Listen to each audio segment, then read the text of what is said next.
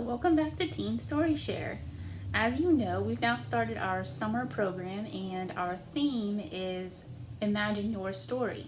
As part of that, over the next few weeks, I'm going to be reading a lot of folk tales and also folktale retellings.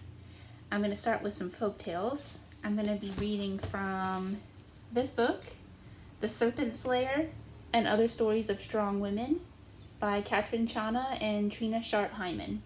You'll be seeing a lot of this book because it has a lot of my favorite folktales in it. What is a folktale? A folktale is the collective word, so it includes fairy tales, myths, legends, epics, fables, etc. And folktales are basically any kind of story that is so ancient that no one knows who the original author was. A folktale is not credited to one author, it's credited to a whole culture. Also, folktales have been passed down through word of mouth. They were originally created through word of mouth and passed down that way before being written down. Nowadays, most of them are written down. Okay, so today's story is Grandmother's Skull. And this story was originally collected in The Skull That Saved the Girl from The Eagle's Gift, Alaska Eskimo Tales.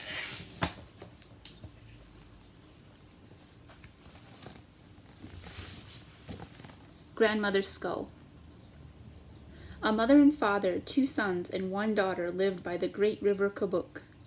Once they had been part of a large tribe with many families, but disease and war had killed all the others.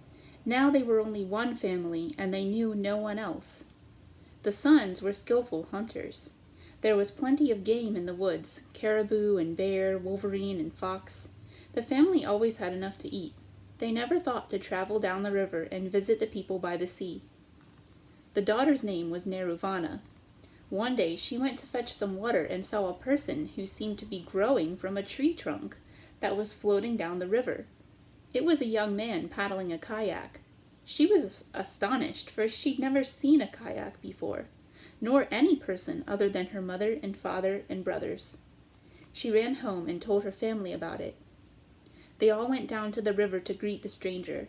Neruvana's father invited him to their house and made him welcome. That night they sat for hours talking to the young man. He told them he was from the people by the sea. "What are you looking for?" the father asked him. "I'm looking for a wife," the young man answered with a smile. The stranger stayed for many days. He went hunting with the brothers. He was a good hunter, and the family never grew tired of listening to his stories about the people who lived by the sea. One evening, after a month had passed, the father took the stranger aside. "If you are really looking for a wife," he said, "you can marry my daughter." "As you know, we are the last of our people, and I have no other hope of finding a husband for her." The stranger agreed to this, and he and Neruvana were soon married. At first they were happy, but after a few weeks Neruvana's new husband became restless. "I'm taking my wife reindeer hunting," the young man told her family. "We'll travel upriver in my kayak, and we'll be back when we've filled the boat with meat." They traveled far upriver and made camp in a place Neruvana had never seen before. Each day her husband went out hunting and left her by herself. Sometimes he would be gone for 2 or 3 days at a time. Once he was gone for more than a week. She had no idea where he could be and was terrified that something might have happened to him. But at last he came back and told her it was time to go home to her family. They paddled down to the house, and the young woman called to her mother and father. But no one came to the river to greet them. She ran ashore to find out what had happened, and when she came to her house, she saw a terrible sight. All of her family, her mother and father and 2 brothers, had been murdered. Someone had stabbed them to death as they lay sleeping. Screaming and weeping with grief and horror, Neruvana ran back to the shore to find her husband. But when she came to the bank of the river, she was shocked to see her husband paddling quickly away.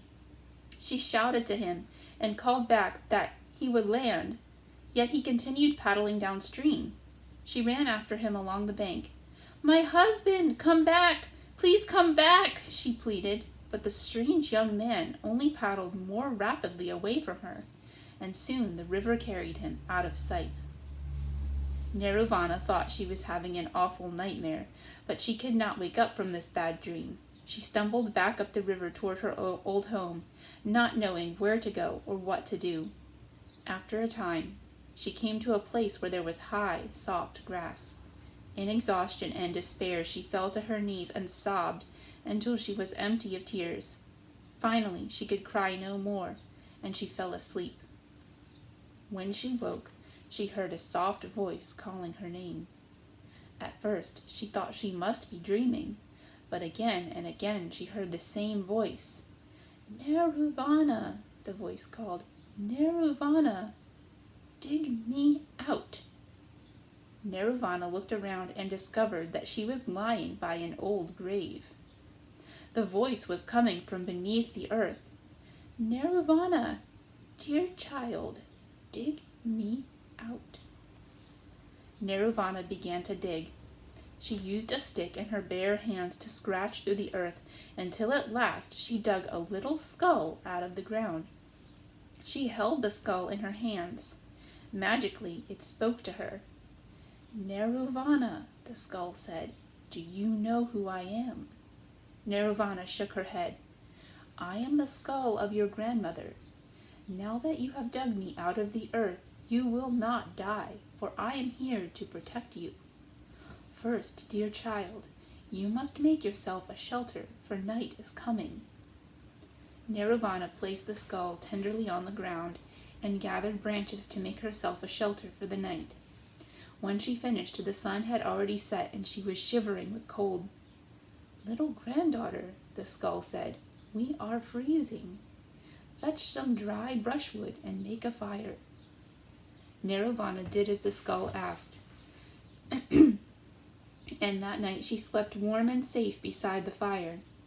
The next day, the skull told her to make herself a house out of tree trunks and earth. She followed the skull's instructions carefully, and by the end of the day she had built herself a small house that was sturdy enough to shelter her through the long winter. "Now you have a house that will keep you warm and dry," the grandmother's skull told her. "But you must have food, or you will surely die. Tomorrow you will learn how to hunt." Nerovana's grandmother told her how to make weapons for hunting and how to build traps for catching rabbits and beaver. She knew all the best places for setting traps and told her where to find the caribou. Nerovana became as skilled a hunter as her brothers had been. She built a storehouse for meat and soon filled it. She scraped and dried the skins of wolverine and fox to make warm clothes and blankets. The winter snows came and covered the ground. The trees bent low under the heavy weight of ice and snow, and the river froze. The grandmother's skull taught Nerovana how to catch fish by chopping a hole through the deep ice on the river. During the long, quiet nights of winter, Nerovana's grandmother told her many stories. She told her about the days of her own childhood, when many people lived by the river. She taught her the secrets of the animals and all the things she would ever need to know to live in the woods by herself. One day, the skull asked her a question. "Dear child, do you know who killed your father and mother and brothers?" Nerovana had grown wise from listening to her grandmother's stories night after night. "I believe it was my husband who killed them," she said, "but I still don't understand why or how. He is an evil man, my granddaughter, not fit for the responsibility of marriage or fatherhood. He easily grew tired of his marriage to you, and he thought that if he killed your family, he could return to his own people and they would never know of his marriage. While you were camping in the woods, he traveled by foot to your family's house and killed your mother and father and brothers while they were sleeping. Then he returned to fetch you and his kayak. He took you to your parents' camp and left you there, thinking you would die of hunger."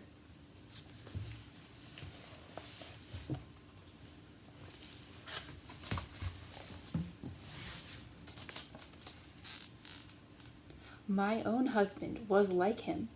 That is why I took pity on you, and my spirit returned to earth to help you. In the spring your husband will come back, believing you dead, and try to take this beautiful country for himself and his people. My grandchild, you must not allow him to live on the land of your ancestors.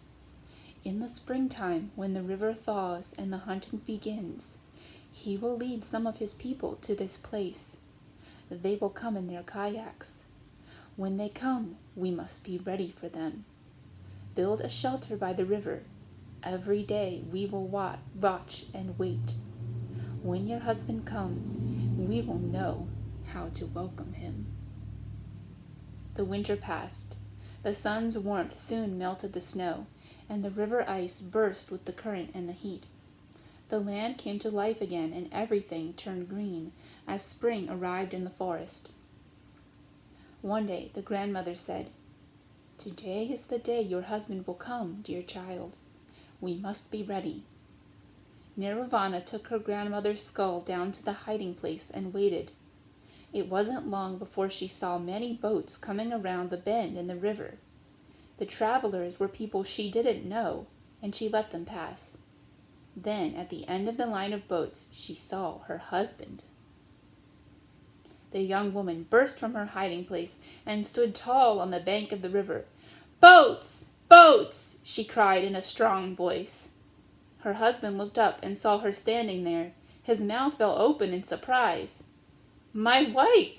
You're alive!" he called, and started paddling toward her. "Now is the time," the grandmother's skull whispered, and Nirvana hurled the skull into the river. Immediately, the water began to bubble and boil, making whirlpools that seized her husband's boat, dragging it down to the bottom of the river.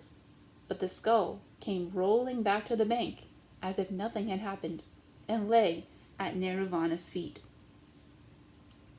"Nirvana," her grandmother told her, "your husband is dead now. He can never hurt you again. Take me back to our house and bury me where you found me. Now you are free to go where you will, for I have taught you all you need to know to survive in this world. If you like, follow these people who passed by in the boats. They are good people, and you can find a place with them. Or perhaps you would rather follow the paths of this forest to where they lead you. Wherever you go, dear child, remember your grandmother is always near you."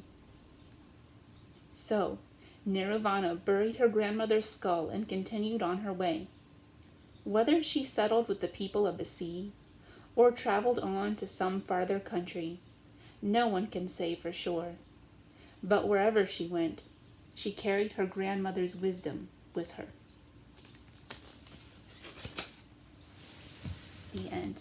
I hope you enjoyed this story, and I hope you can join us again next week for Teen Story Share. Have a nice weekend.